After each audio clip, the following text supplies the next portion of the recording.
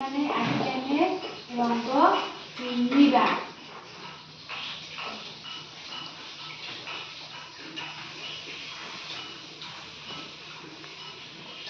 ମୁଁ କ ସ୍ତମ୍ଭରେ କେତୋଟି ଫଳର ନାମ ଲେଖିଛି। ମୁଁ ଖ ସ୍ତମ୍ଭରେ ତାର ସବୁ ରଙ୍ଗ ମାନେ କଲର ନାମ ବା ରଙ୍ଗର ନାମ ଲେଖିଛି। ମୁଁ ସମସ୍ତଙ୍କୁ ଫଳ ଗୁଡ଼ିକ ଦେଇଛି। ସମସ୍ତଙ୍କୁ ଗୋଟେ ଗୋଟେ ପଚାରିବି ଓ ସମସ୍ତେ କହିବ କଲର ଗୁଡ଼ିକ। ଡାଳିମ୍ବ କାହା ପାଖରେ ଅଛି? ତମ ନାଁ କିସ? ଡାଳିମ୍ବ ଖାଇଛ? ଡାଳିମ୍ବ କେମିତି ଲାଗେ? ଡାଳିମ୍ବର କଲର କେମିତି? ଡାଳିମ୍ବର ରଙ୍ଗ କେମିତି? ଧରିତ୍ରୀର ରଙ୍ଗ କେମିତି? ଲାଲି ରଙ୍ଗ। ଦେଖ ଶ୍ରୀକାନ୍ତ ଉଠିକି ଆସ।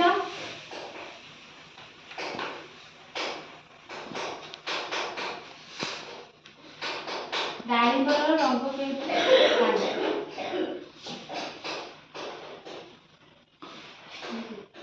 ଡାଳିମ୍ବର ରଙ୍ଗ କାହିଁକି?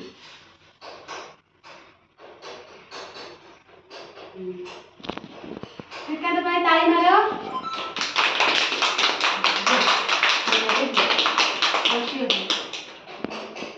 ସପୁରୀ କାହା ପାଖରେ ଅଛି? ତମ ନାଁ କିସ?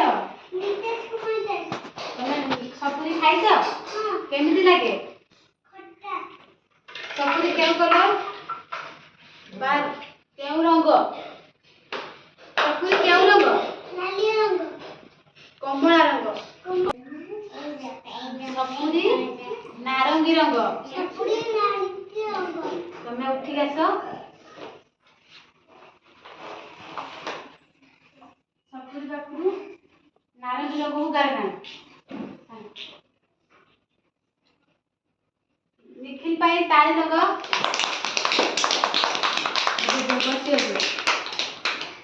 ଆତ କାହା ପାଖରେ ଅଛି? ଆତ କାହା ପାଖରେ ଅଛି? ଆତ କାହା ପାଖରେ ଅଛି? ଉଠିକି ଆସ। ଉଠିକି ଆସ।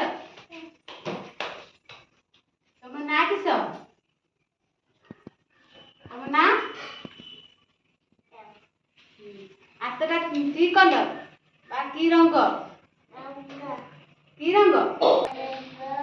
ସବୁଜ ରଙ୍ଗ। ଆତ ଖାଇଛ? କେମିତି ଲାଗେ? ଆତ କୋଉଟା ଖାଇଛି? ଆତ ସବୁଜ ରଙ୍ଗ। ଖୁସି ପାଇଁ ତାଳି ମାର।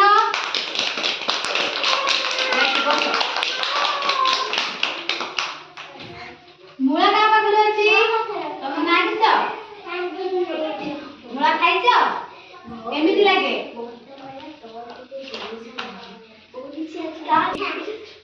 ମୂଳା କେମିତି ଲାଗେ? ମୂଳାର ରଙ୍ଗ କିପରି? ମୂଳାର ରଙ୍ଗ କିପରି? ଧଳା ରଙ୍ଗ। ଏଠିକୁ ଉଠିକି ଆସ। ଚକ ଧର। ଧଳା ରଙ୍ଗ କୋଉଠି ଦେଖାଯାଇଛି?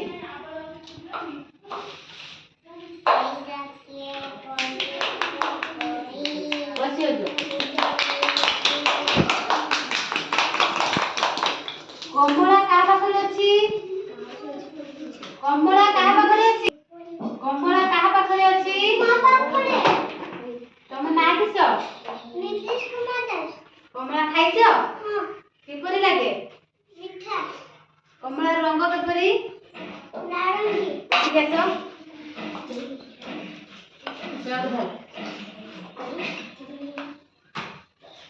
କମଳାର ନାରଙ୍ଗୀ ଯଦି ଗାର ଟାଣ।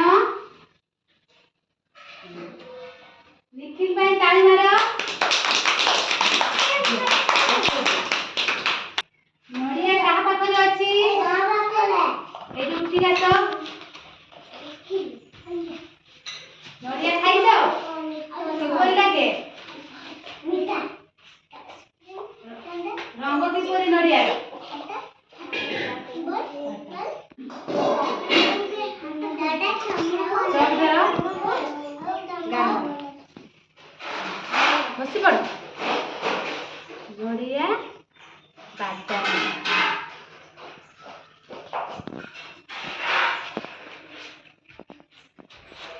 ଗାଜର କା ପାଖରେ ଅଛି? ମୋ ପାଖରେ। ଉଠିକି ଆସ। ଗାଜର ଖାଇଛ? କିପରି ଲାଗେ? ମିଠା। ଗାଜର ରଙ୍ଗ କିପରି? ନାଲିଆ। ନାରଙ୍ଗୀ ରଙ୍ଗ।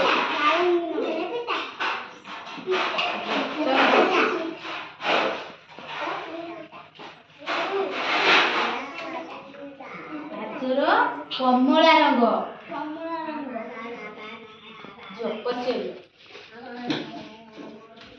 ଏବେ ପିଲାମାନେ ସମସ୍ତେ ରଙ୍ଗ ଶିଖି ପାରିଲ?